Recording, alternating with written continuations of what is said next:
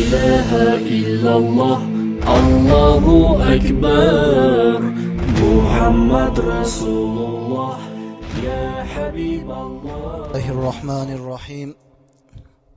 Alhamdulillahi Rabbil alamin.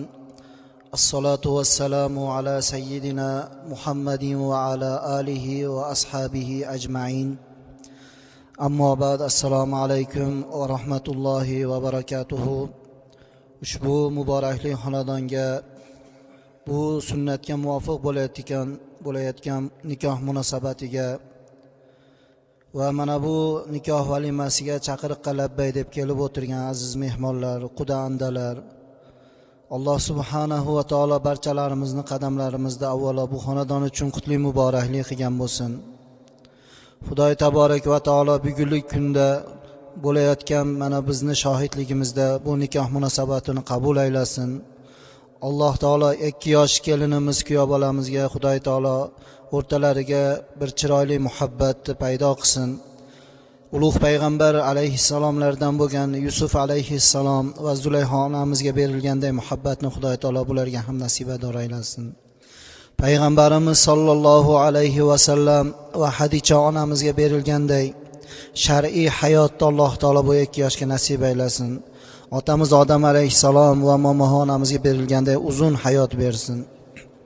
Xudoy taborak va taolo mana bu nikoh munosabatlari tufayli xonadonlarga Alloh taolo o'zining rahmatini ato aylab, kelin-kuyovlarimiz ota-ona, qayna-qaynotalarini chiroyli hurmatlarini qilib, xizmatlarini qilib, duolarini olib, roziliklarini topishlik darajasiga Alloh taolo 2 yoshga nasib aylagan bo'lsin.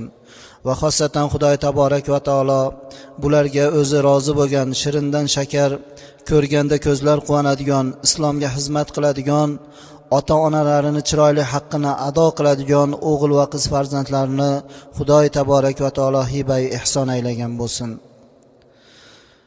Mana barchalarimiz bugungi kun bir muborakli kunda, muborakli oyda turibmiz.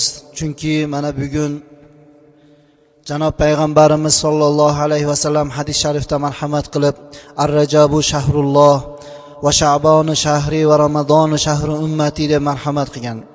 Rajab oyi Alloh taoloning oyi. Rajab oyi Alloh taolo eng yaxshi ko'rgan oydan degan, mana Allohning oyi bo'lgan Rajab oyini bugun birinchisida turibmiz. Mana shunday ulug' muborak kun, muborak tunni boshida va muborak kechada, muborakli xonadonda va xosatan mana shu muborakli bo'lgan, fazilatli bo'lgan nikoh munosabatida o'tiribmiz. Alloh taolo barchalarimizni o'zi va'da bergandek 1 soatlik ilm majlisida o'tirishligimizni 100 yillik ibodat savobiga tenglashtirgan. Mana shunday ulug' savoblarni Alloh taolo barchamizga nasib aylasin. Xudoy taborak va taolo Qur'oni Karimda Astaizu billahi inna iddatash shuhuri indallohi 12 shahron fi kitabillah yawma khalaqas samawati wal arda minha arba'atun hurum. Sadaqallohul azim. Osmon va yerlarni yaratgan kunimda deydi Alloh taolo, men yilni 12 ta oy qilib bo'lganman. Yilni 12 ta oy qilib hech qaysi olim bo'lmagan. Yillarni har xil nomlar bilan har davlat, har yurtda olimlari nomlagan, lekin bir yil 12 oy bo'lishligini Alloh taolo Qur'onda men o'zim 12 oy qildim, osmon yerni yaratgan kunimda degan. Va mana shu 12 oydan 4 tasini muhtaramli, hurmatli oy qildim. Ashhurul hurum qildim. Bu oylar haj oylari, Zulqa'da, Zulhijja oylari va Muharram va 4-inchisi mana bu bugun boshimizga kelib turgan yangi oy Rajab oyi. Alloh taolo bu oyni hammamizga muboraklik qilsin. Janob payg'ambarimiz alayhisalom Rajab oyi chiqqanda, oy kelganda mana shu oyni ko'rib turib, Rajab oyiga qarab turib duo qilar ekan. Parvardigoro, Rajab oyini bizlarga muboraklik qilgin. Sha'bon oyini barokatli qilgin va bizlarni Ramazonga salomat yetkizgin deb payg'ambarimiz duo qilar edi. Shuning uchun barchalarimizga mana shu oyda shu duoni aytishlik sunnat. Parvardigor, Rajabga mana bizni salomat yetkizding, shu oyni bizga muboraklik qilgin va undan keyingi keladigan Sha'bon oyini barokatli qilgin va Ramazonga bizlarni salomat yetkazgin deyishlik.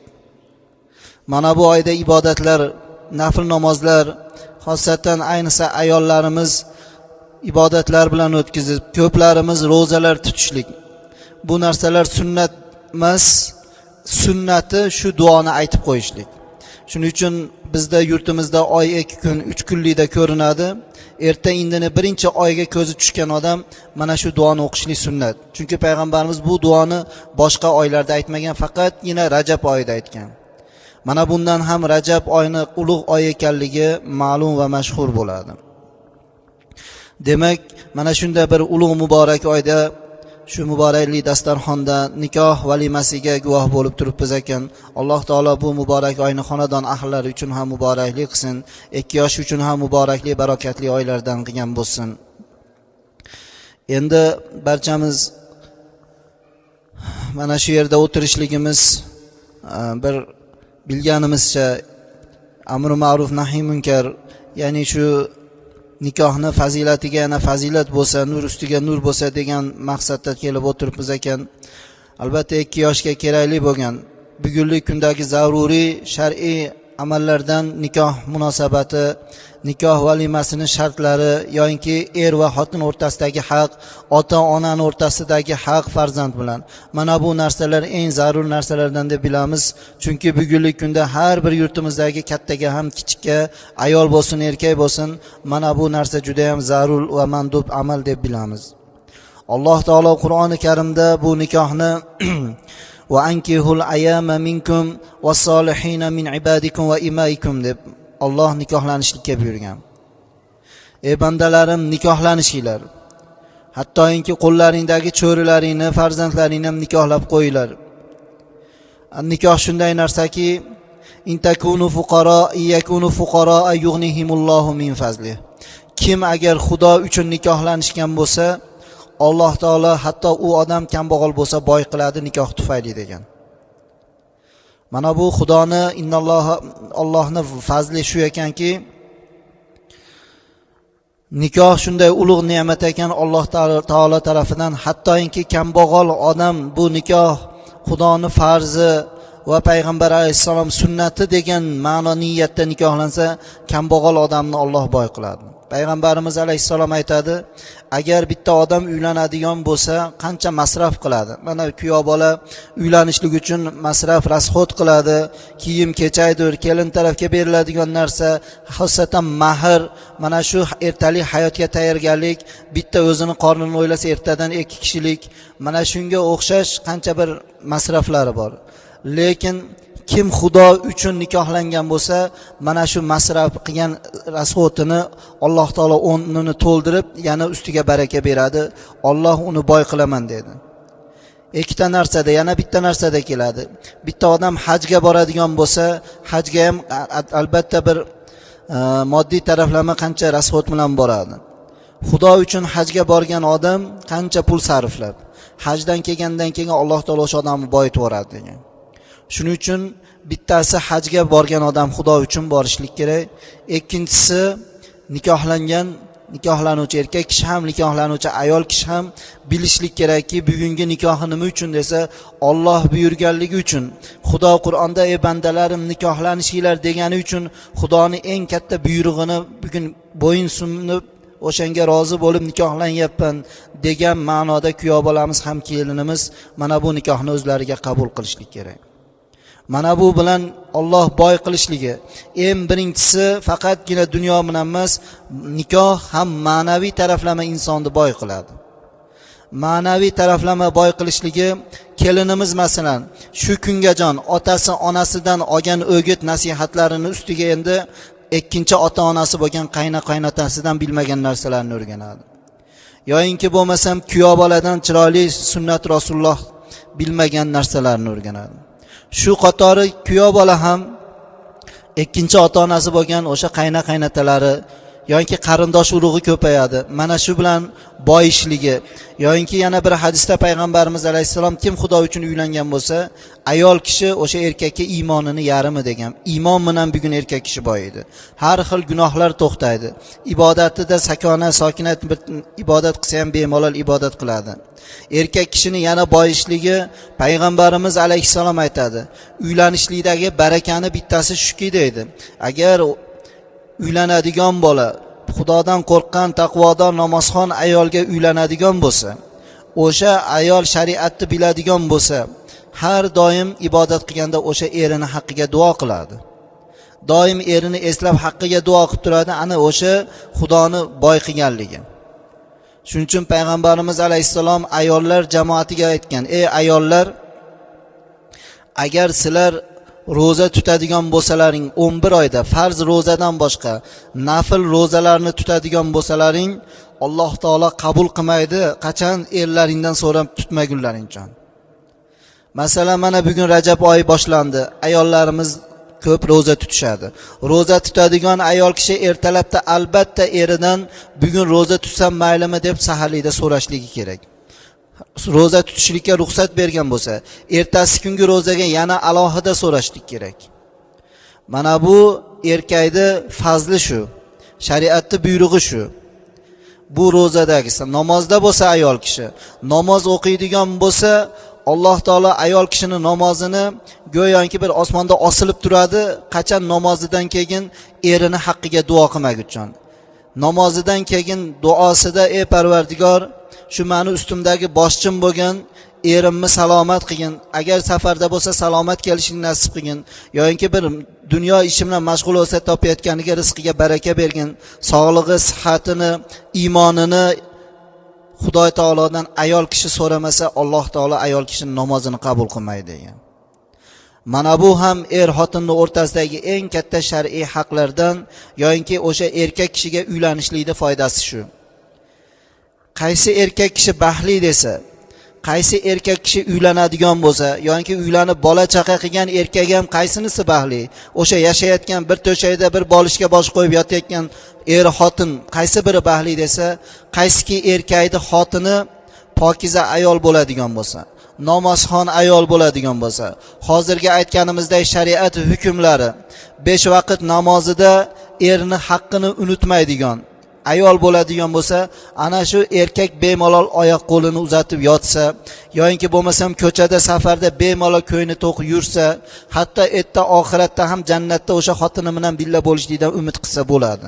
Chunki u ayol o'sha erini salomatligini garovi bo'ladi. U erkak hech narsadan qo'rqmaydi, ertaga bir narsa ne'matni zavoli kelib qolishlikdan, yoki ertaga o'sha erkakning ishida bir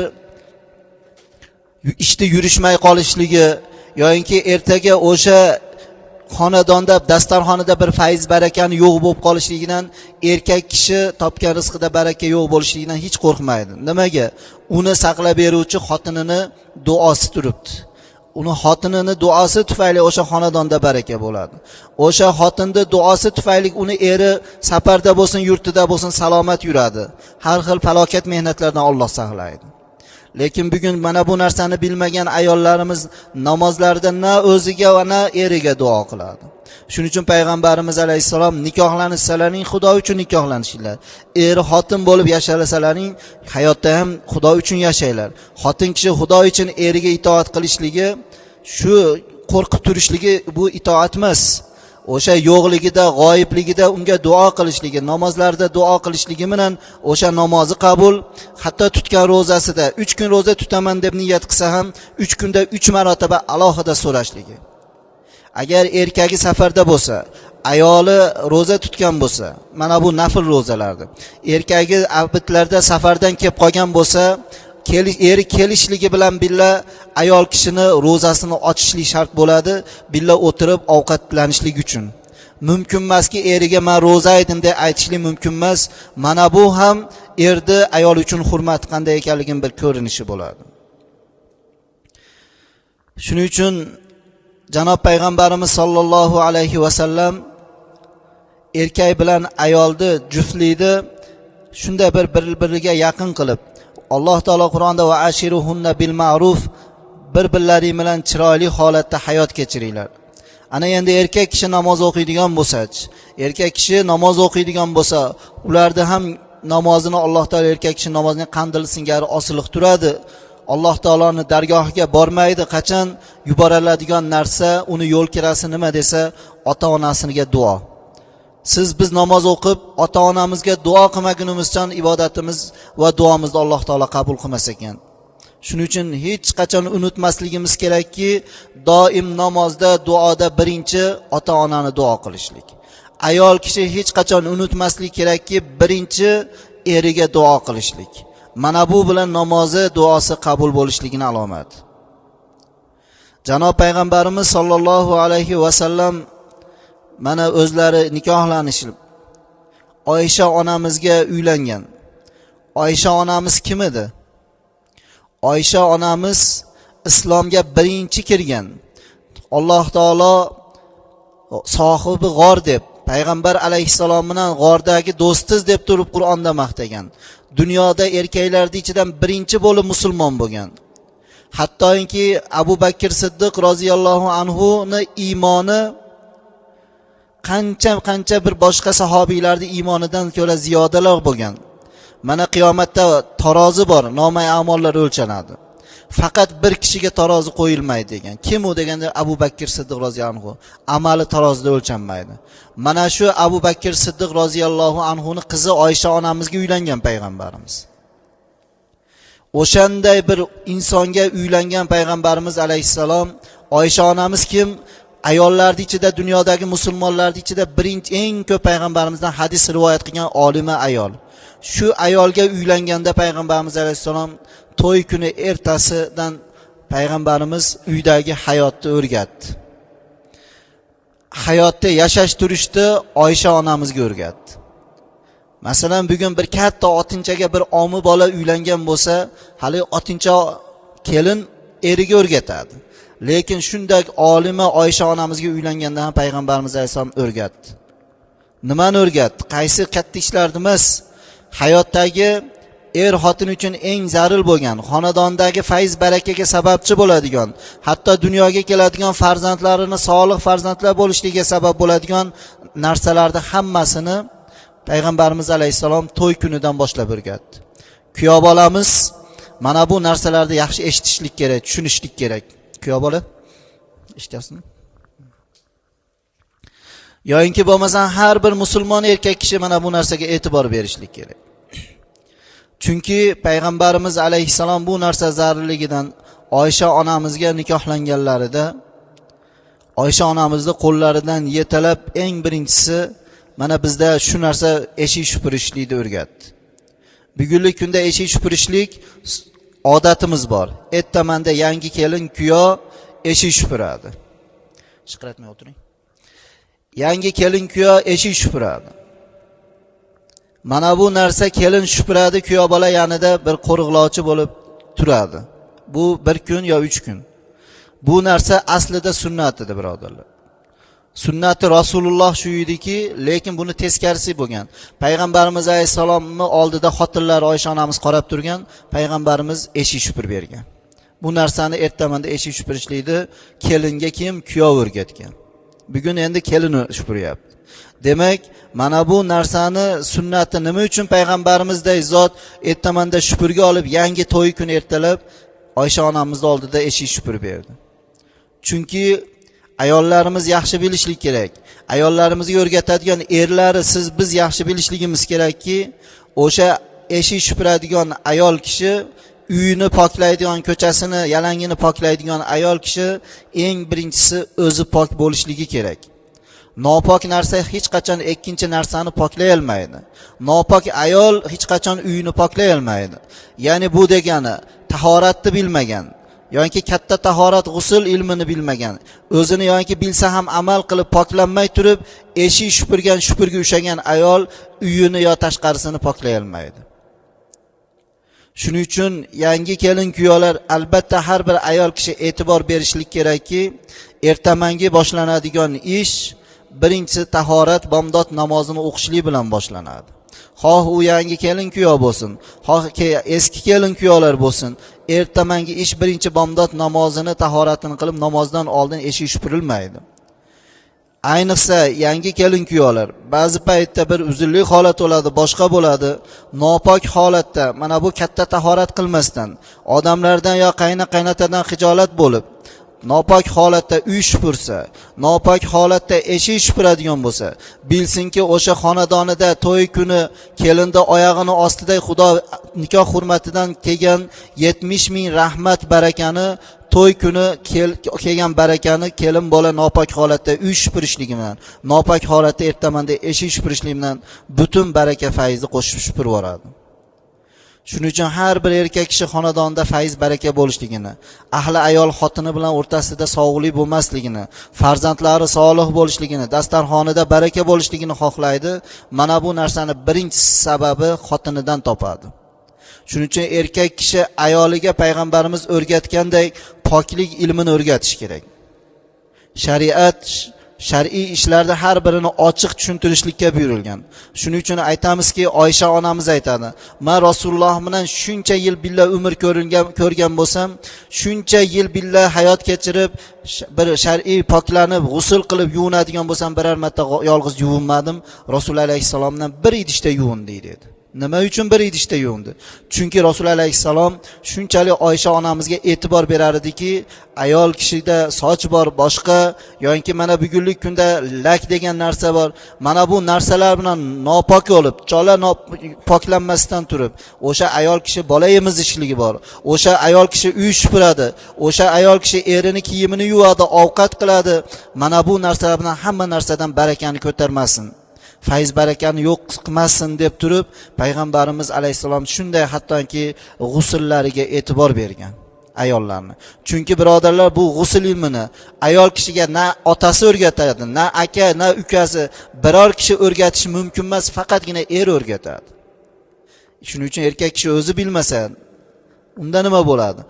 Shuning uchun uylanadigan ayol, erkak kishi yoki nikohlanadigan ayol kishi mana bu shar'iy ilmlarga chiroyli e'tibor berishlik kerak.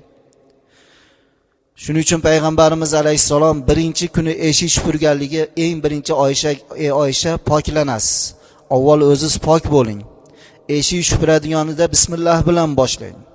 Bugungi kunda birodarlar, bu oddiy narsaga o'xshaydi, lekin qancha yurtimizda mana kelin kuyolar, yangi kelin kuyolar har xil sovuqlik, qancha yangi kelin kuyolar bir narsa tegib ketdi, jin tegdi, boshqa. Nima uchun yangi kelin kuyolarga bu narsa ko'payapti? Chunki o'sha yangi kelin kuyolar yarim kechada chiqib olib eshik supuradi. Eshik supurishlikda ziyon yo'q, yarim kechada nopok chiqib eshik supurayotgandan o'sha ziyonli narsalarni yetishligi. Hatto o'rtasiga bir-birlariga ko'rsa yomon ko'radigan bo'lishliklar, birodarlar, mana shu nopok holatda uy supurib, eshik supurib tashqarida yurishlik bilan bo'ladi. Shuning uchun payg'ambarimiz alayhisalom hatto supurgini 10 tarafdan boshlab supurishlikni.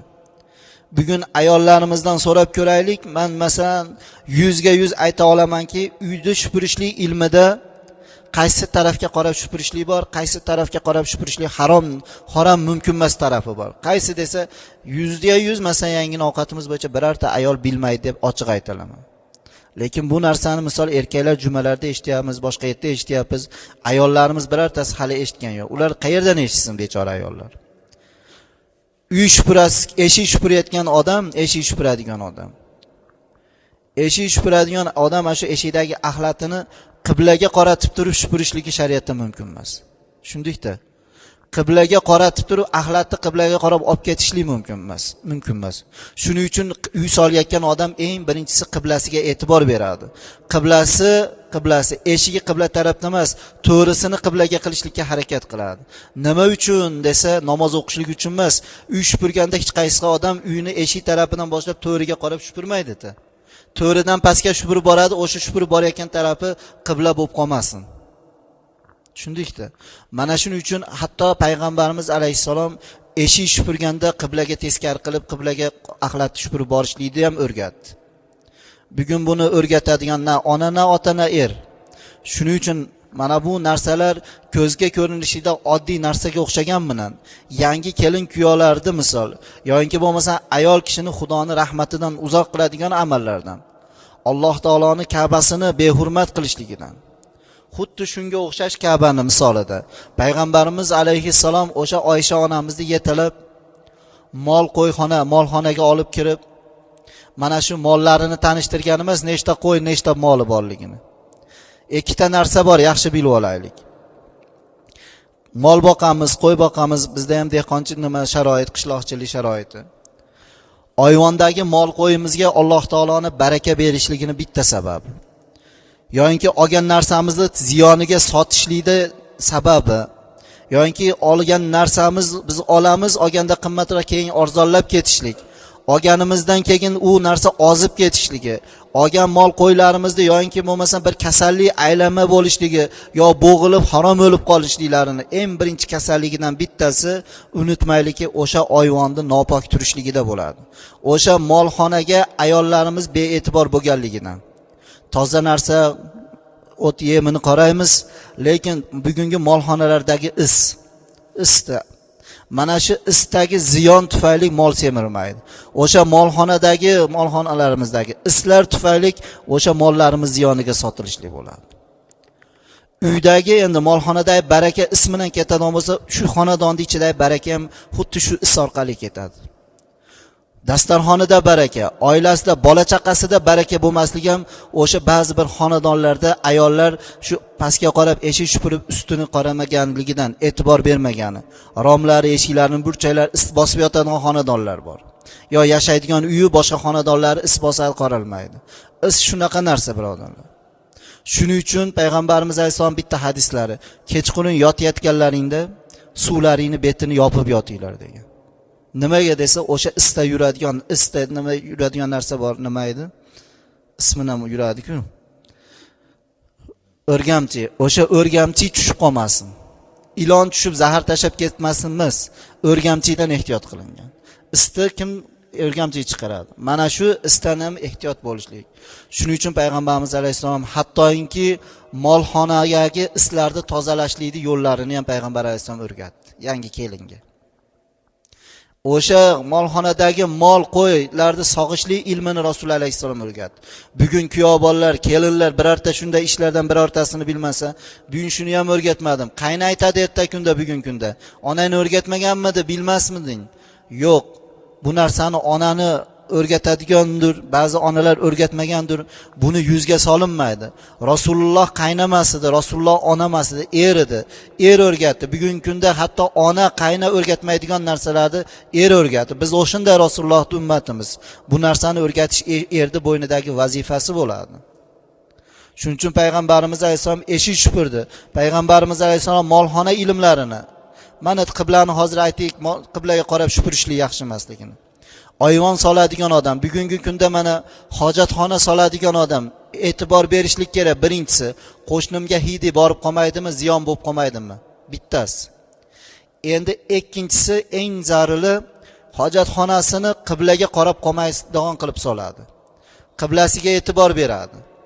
Ya'ni hojatxonaga qaysi tarafdan uyga hojatxona solsin, lekin o'sha hojatxonasi qo'shniga ziyon yetmaydigan va ikkinchisi o'sha hojatxonaga o'tirgan odam chap tarafi qiblaga qaragan holati. Ya'ni o'zi qiblaga qaragan holatda bo'lmaslik kerak, yo orqaga bo'lib qolmaydigan bo'lishlik kerak. Mumkin emas. Hojatxonaga kirib poklangani kirib turib la'natlanib chiqadi. O'sha nopok joyda nopok bo'lib chiqadi o'sha odam. Nima bilan? Qiblaga qarab o'sha hojat chiqarganligi uchun. Shuning uchun hojatxonaga e'tibor beriladi. Albatta o'sha yurak taraf yoki bo'lmasam o'ng taraf yo chap taraf qiblaga qaragan bo'lishlik kerak.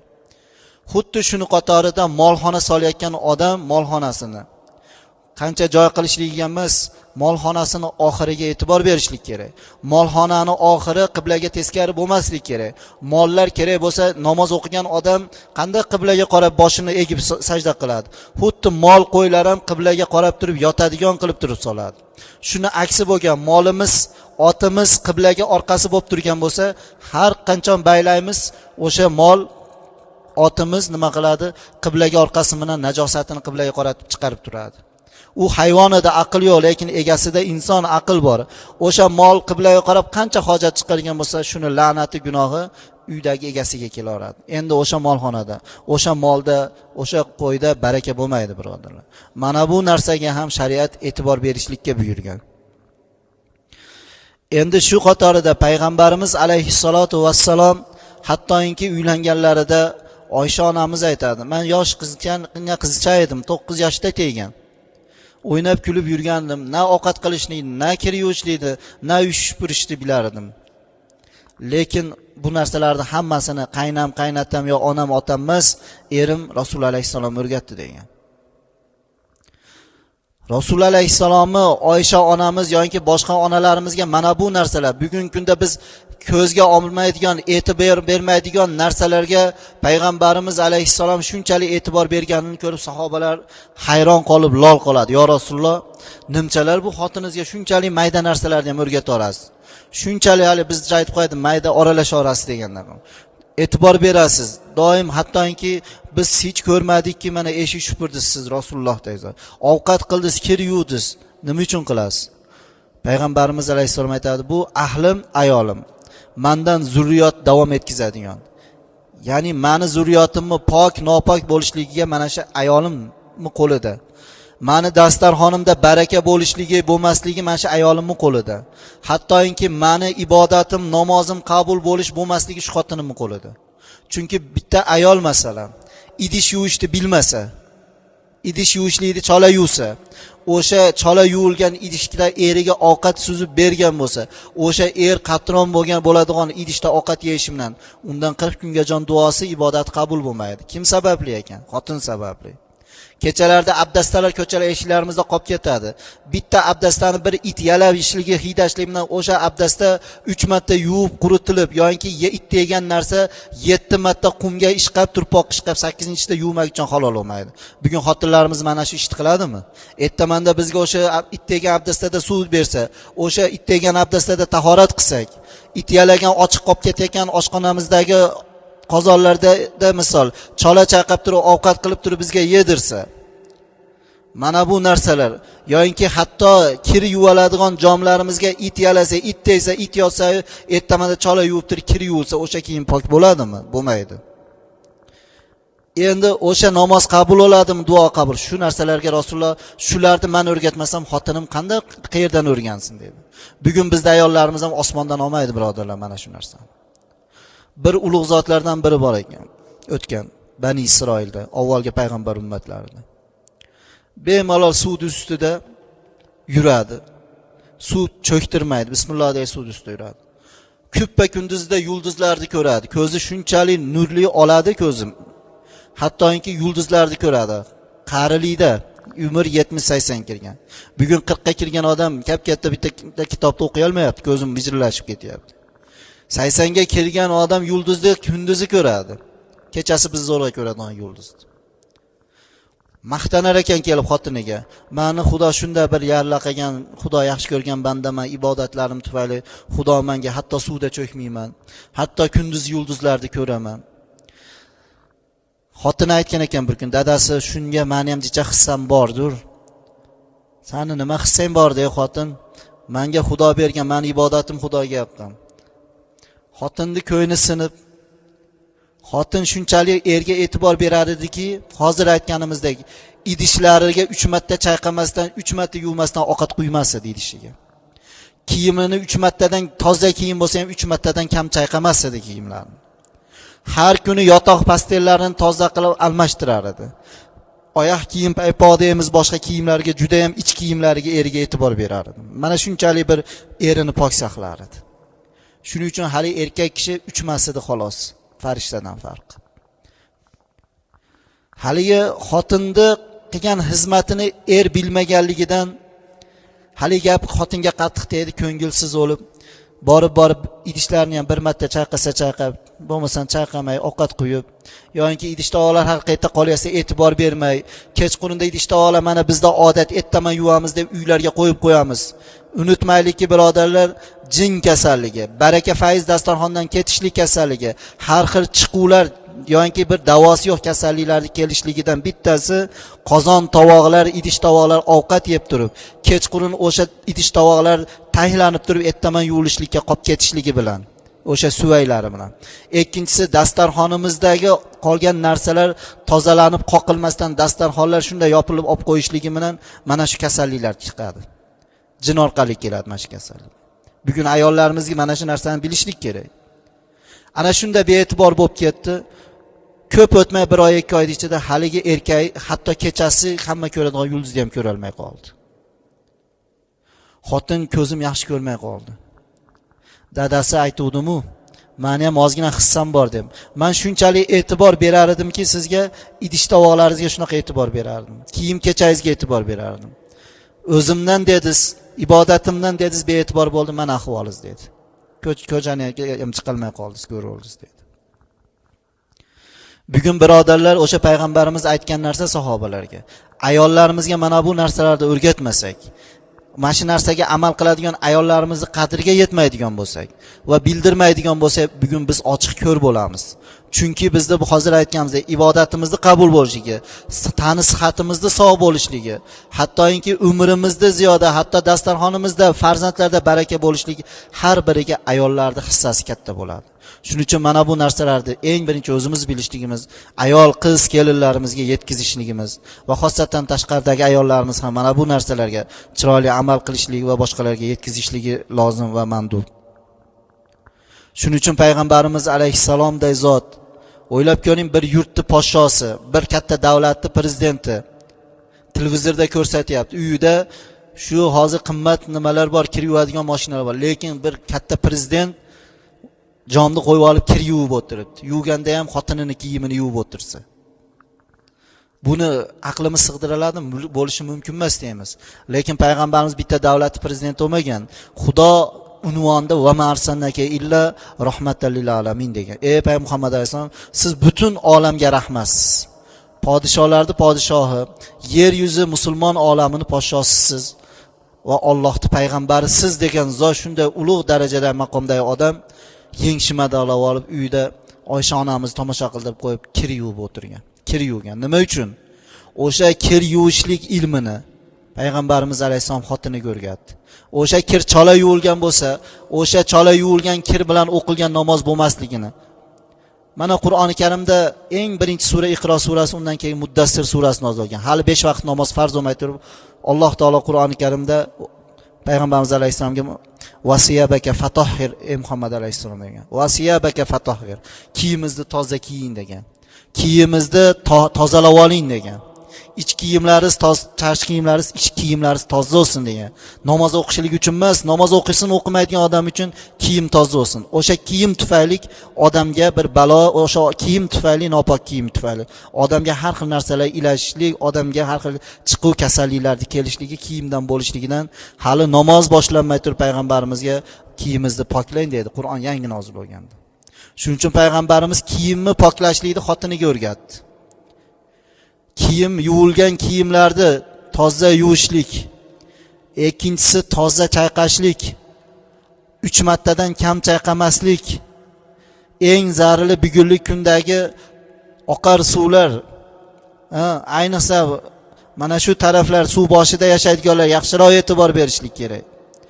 Oqar suvlar ariqda bo'lsin, u katta joy suvlar bo'lsin, kichkina hatto odamlar ichmaydigan, daraxt ichadigan suv bo'lsin, grantlar bo'lsin, mana bu narsalarda kir chayqashlik harom birodarlar. Kirni chayqaydi, o'sha chayqagan kiyimimiz harom bo'ladi. Halol bo'lmaydi 10 marta chayqasa ham. O'sha kiyim bilan o'qigan kimga borsak boraylikki namoz bo'lmaydi. Mana shu narsani tashvishini qilgan payg'ambarimiz. Bugun qaysi qaynota, qaysi er yo qaysi ota qizi kelinini yuvayotgan kiridan tashvish qilyapti. Mana shu kir chayqayotganda qanaqa suvda chayqayotganligini. Kir yuvilgandan keyin chayqalgan suv o'sha harom hisoblanadi. O'sha suvni halol suvga oqizishlik bilan o'sha kiyim harom bo'ladi. Mana bu narsaga yaxshiroq ko'zimizni ochaylik. Bitta qo'shnimiz kir chayqayotgan bo'lsa, ariqda yo grantda indamay qo'yishligimiz o'sha suvda hatto odam ichmaydigan bo'lsa ham, hayvon ichadigan, daraxt ichadigan suv bo'lsa ham, hatto hech narsa ichmaydigan suv bo'lsa ham chayqashlikka haqqi yo'q. O'sha narsani tushuntirishligimiz kerak.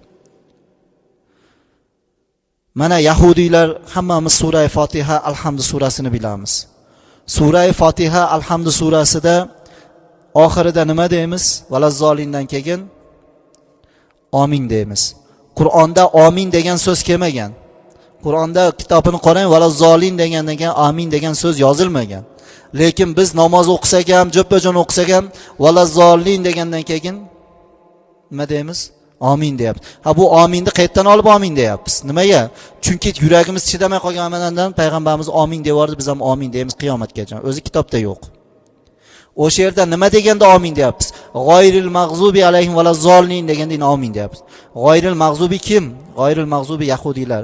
Xudoni g'azabiga qolib ketgan yahudiylar, alayhim va lazzolin adashib ketgan nasoralarga bizni o'xshatib qo'ymagin ey Xudo deganda amin deyapmiz.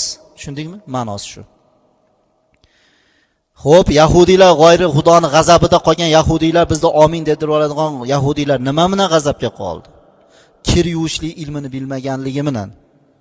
Kir yuvib turib ayollari shariat din aytdiki, yuvilgan kirdimni mag'zava chayqalgan mag'zava xonadonda yalangiga yo uy ichida to'kilmaslik kerak. Agar mana bugun yalanglarga chachiladi kirimiz yoki daraxtlar mevasini yeydigan daraxtlarning tagiga mag'zava quyiladi. Bugun bor odamda kamdan kam odamda bo'lsa bor, bo'lmasam yo'q, mag'zava qo'yiladigan. Hojatxonadan ham keyin turadi. Eng chekada turadi, mag'zava to'kiladigan bir chuqur bo'lishlik kerak har bir uyda. Buni erkak kavla beradi. Qilib bergan erkak bormi? Yo'q. Bunaqa joy bormi bugun xonadonda? Yo'q. Qayerga to'kilyapti kirlarimiz? Bemalol ariqlarimizga mag'zavalarimiz daraxtlar tagiga to'kilyapti. Mana shuni yahudiylar qilganligidan Xudo ularni Qur'onda g'oyril mag'zubi dedi. Hattoki agar xonadonga yalanga shuni havllarga mag'zavalar chachib yuborilgan bo'lsa, farishta kirmaydigan bo'lsa, yahudiylar aytdiki, mana kirmasin deb Xudoga o'chashib turib, hozirgacha mana yahudiylar, Isroil yahudiylari qimmat baland, qimmat uylarda yashaydi, boy, lekin kir yuvsa, ularda odati jichcha kirini olatdan, kiridan suvni olib turib, darvozasidagida to'kib qo'yishadi. Xudoga o'chashish. Bugun bizni musulmon ayollarimiz o'sha yahudiylar qilgan la'nat ishni qilyapti. Bugun musulmon ayollar masalan ko'chalariga darvozasidagi mag'zava arig'iga to'kadi. Yahudiylar ariqqa to'kmaydi. To'kalmaydi, qo'rqadi. Lekin musulmonlar to'kyapti bugun. Haramdan idishni ishtonlarda yo'inki bo'lmasam bugungi pamperslar bemalol ariqlarda, soylarda, kanallarimizda oqib turishligi. Buni yahudiylar qila olmaydi, musulmon qilyapti. G'oyril mag'zubi bugun musulmonning xotini bo'lyapti. Lekin qilaversin ayollar, hech qo'rqmasin. Grantda chayqasin, ariqda chayqasin, ularga hech qanday azob yo'q, gunoh yo'q. Hammasiga erlari javob beradi, otalari javob beradi. Xudoning la'natida o'sha ota, o'sha er qoladi. O'sha kiyim bilan namoz o'qilyapmiz. O'sha kiyim bilan misol ibodat qilyapmiz. Unutmaylikki birortasini Alloh qabul qilmaydi. Chunki Alloh birinchi mana islomda namozda 12 ta farz bor. 6 tasi tashqarisida, 6 tasi ichkarisida. Tashqarisidagi farzi bittasi nima? Birinchisi kiyimi toza bo'lishlik. Rosa chiroyli qilib dazmollab toza kiyganman, lekin u qayerda tozalandi? Unga qarashlik kerak. Oqar suvda tozalanyapti, misol. Shuning uchun payg'ambarimiz alayhisalom yotayotganlaringda paqirlaringdagi suvlaring, sutlaring osilib tursa ham tevasini yopib qo'yinglar degan. Nopok bo'lib qolmasin degan. Bugun bu narsa bizda qilib mumkin emas narsa. Hatto o'ylanib ham qo'ymaymiz. Osilib turgan sut yo suv osilib tursa hech narsa tegmaydi. Mishig'it tegmaydi. Mishig'itdan ehtiyot qilinmaydi. Shariat mana shu ko'zga ko'rinmaydigan ziyonlardan ehtiyot qilishga buyurgan. Xuddi shuni singari kir yuvishlikda musulmon odami uyini hovlisini bir chekkasida mag'zava to'kiladigan chuquri bo'lishiga, o'shandan bo'lak joyga mag'zava tegishligidan, chachiratishlikdan ehtiyot bo'lishlik kerak. Shuning uchun Alisher Navoiyning bayti bor, erur hammomidan nopok chiqmoq deb. Hammomga kirib nopok chiqishlik, hammomga kirib rosa yuvinib nopok chiqadimi odam? O'shani misoli shuki, hammomga kirib g'usulni farzini bilmasdan misol g'usul qilmasdan yuvinib rosa sovunlarni shampunlarni chiqar, lekin g'usulni farzini bilmay o'sha odam nopok namoz o'qiy olmaydi. Qarang. Xuddi shunisiga rosa toza kir yuvadi, chiroyli qilib. Atirlarni sepadi, lekin o'sha kirni yuvishli ilmini o'rgatmagan, qayna-qaynota otangni o'rgatmagan, ana o'sha kiyim nopok. Shuning uchun mana shariatimizda misol jumada ham aytganmiz, mana o'lim masalasida. Bitta odam vafot qiladigan bo'lsa, uni yaqinlari, ayol bo'lsin, erkak bo'lsin, yuvadigan bo'lsa, qulog'idan, og'zidan, burnidan bir tomchi suv kirgizib yuborgan bo'lsa, Xudoning oldida javob beradi. O'lgan odamga rizq berib qo'ygan uchun. Bir tomchi suvga Xudoning oldida javob beradi. Qulog'iga paxta tiqiladi, burniga paxta tiqiladi, og'izni namlata bilan lavdartib qo'yiladi xolos. Tillarga, og'izlarga suv kirgizmaydi g'usulda farz qilganda. Mumkin emas, bugun bemalol shunaqa qilib yuvilyapti. Bir tomchi suvga Xudo to'xtatgan rizqni mana men rizq beryapman deganga o'xshatib turib, o'likka rizq berganligi uchun Xudoning oldida javob beradi bo'lsa, u hali odamni poklayapti o'zi. Endi ariqda jom-jom kirlarni yuvayotgan, pamperslarni tashayotgan, suvlarni nopoklayotgan odamlar Xudoning oldida qaysi holatda javob berishini shundan bilib olsin. Mana bu narsa shunchalik kerakligidan payg'ambarimiz alayhisalom kir yuvishlikni Oysha onamiz eng katta sahobani, eng olim bo'lgan Oysha onamizga o'rgatdi. Bugun bizning onalarimiz, xotinlarimiz, opa-singillarimiz u darajada olim emas. Hech narsani tushunmaydi, bilmaydi, lekin biz hech narsa o'rgatmayapmiz. Mana buni tashvishini qilmayapmiz. Bugun biz ajrashyapti nimadan? Sepdan ekan, ziyofatdan ekan, palon ekan. Yo'q, agar hamma ajrashinglar 100% hech ikkilanmay aytamizki, shariatdan ajralishyapti. O'sha ajralayotganlarning hayotiga e'tibor bering-da. Yo g'usulni bilmaydi, xotin g'usulni bilmaydi, kir yuvishli, mana shu narsalar bilmaydi. Sabab o'sha ziyofat, sabab bir narsalar sabab bo'lib qoladi. Asli shariatni bilmaganligidan, o'rganmaganligidan, amal qilmaganidan. Bugun o'g'il balog'atga yetyapti, qiz balog'atga yetyapti, darrov berib yuboryapti. Lekin shariat misolida balog'atga bittasi yetmayapti. Shariat ilmni, qaynani, qaynotani hurmat qilish kerak. Tamom, hurmat qilishligi ertamanda turib olib kechgacha masalan qo'rqib xizmatini qilishlik emas. Hurmat qilgan bo'lsa, boya aytganimizdek, haligi erga xizmat qilgan ayolni singari otammi, onammi chinisi deb tozara yuvib, ota-enammi yoki erimmi kiyimi deb ehtiyotlab toza yuvishligi hurmat bo'ladi. Mana bu narsalarni bugun qizlarimiz bilmayapti, o'rganmayapti. Shuning uchun shariatimiz ayollarni shunchalar ehtiyotladi. Kir yuvadigan ayol hattoki nopok kiyimlar bo'ladi, pok yolonbosh holatda kir yuvishligidan ayollarimiz oyvonga, molxonaga, hojatxonaga yalonbosh kirolmasliklarini, suv olayotgan joyga yalonbosh suv borolmasligini, qozonni boshiga umuman yalonbosh borolmasligini shariat o'rgatgan bo'lsa, bugun balog'at yoshiga yetgan qizlarimiz misol kuyoga chiqqachon erga teguchon boshiga ro'mol o'rashlik ayibga aylanib qoldi. Ayib go'yoki kelinga o'xshab qoladi. Qiz bola ro'mol o'ramay turish kerak to erga teguchon. Mana bu musulmonlikmi? Mana buni yahudiy qilmaydi, bugun musulmon qizlarimiz qilyapti. Shuning uchun payg'ambarimiz alayhisalom mana bu ilmlarni Oysha onamizga yangi kelinga o'rgatgan. Payg'ambarimiz sollallohu alayhi vasallam hattoki o'sha yotish ko'rpa to'shagini poklashlik ilmlarini o'rgatgan. Ko'p masalalar bor, endi mana to'y masalada o'ta nima qilib aytmaganimiz bilan. Ayollar shunaqangi bir poklikka e'tibor berishlik kerak. Chunki xonadondagi baraka, fayz, farzandlarda hattoki bir elga yurtga foydasi tegadigan, dinga xizmat qiladigan farzand dunyoga kelishligi uchun 100% ayol kishining pokligi sabab bo'ladi. Ayol kishi pokiza bo'lgan bo'lsa, erkakning baxti bo'ladi. Ayol kishi pokiza bo'ladigan bo'lsa, o'sha ikki dunyoning saodati o'sha bilan bo'ladi.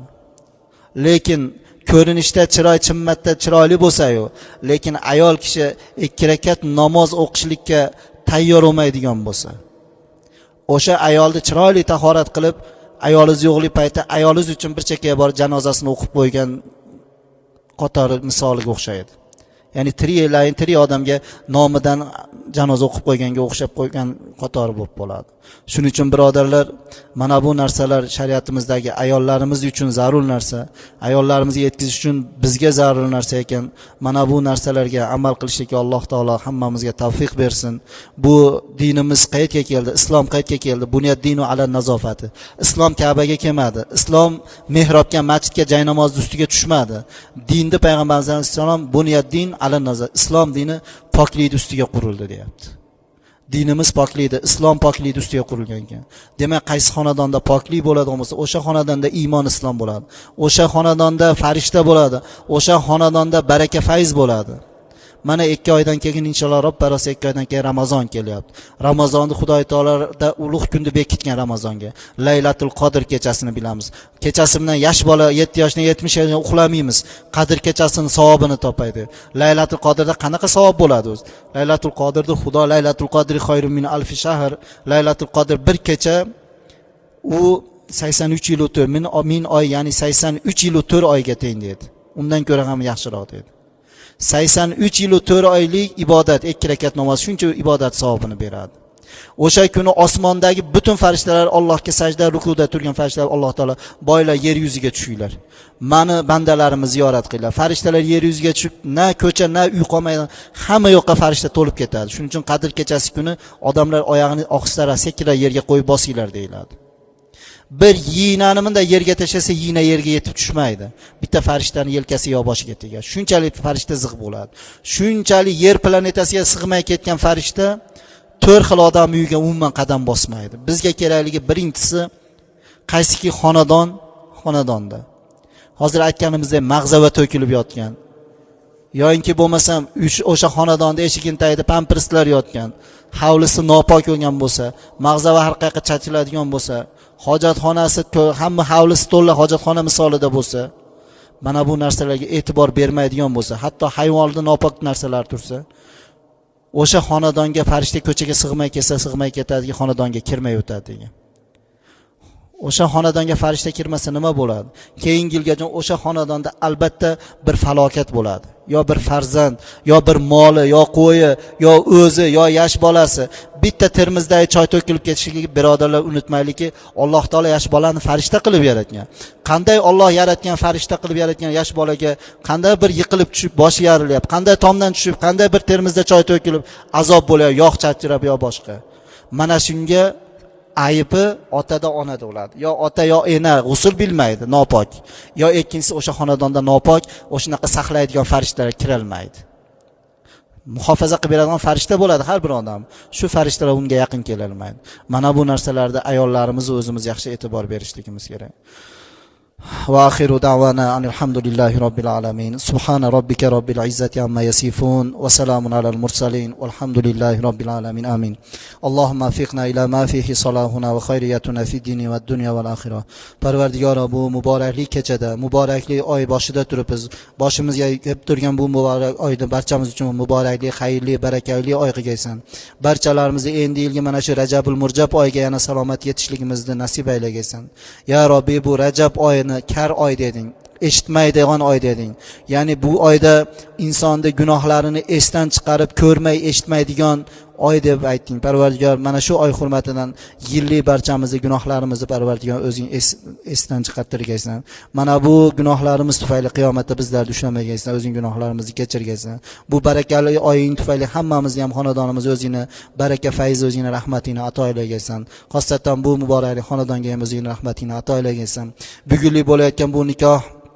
valimasini qabul aylagaysan 2 yoshni baxtli saodatli qilgaysan Parvardigor hayotlarini o'zingni rasulingni sunnatiga muvofiq hayot kechirishligini hozirgi aytganimizdek payg'ambarimiz alayhissalom va Oysha onamizning o'rtasidagi poklik ilmlariga chiroyli amal qilgan holatda hayot kechirishlarini va bu hayotlarini barakasi samarasini farzandlaridan yaxshiliklarni ko'rishlikni o'zing nasib aylagaysan kelinimiz kuyovimiz ota-ona qaynoqaynatalarni chiroyli hurmat xizmatlarini qilishlikni nasib aylab bu dunyodagilar ota-onalarini duolari tufayli jannat kalitini qo'llariga olish nasib aylagaysan o'zingni habibing marhamat qilib man xadima xudima ota-ona qaynoqaynatalaringga nima qilsalaring farzandlaringdan shuni ko'rasizlar degan yaxshiliklarni farzandlaridan ko'rishlik nasib aylagaysan Parvardigor o'zing xonadonlarga rahmatingni ato aylab qilayotgan ishlarga halol toyibdan barakatlar ato aylagaysan yaqinda keladigan Ramazon sharifga hammalarimizni ham salomat yetishligimizni nasib ro'zi aylagaysan va bu yerda aytilgan masalalarga amal qilishlikka hammamizga ahli ayollarimizga va yetkazishlikka bizlarga o'zing tavfiq bergaysan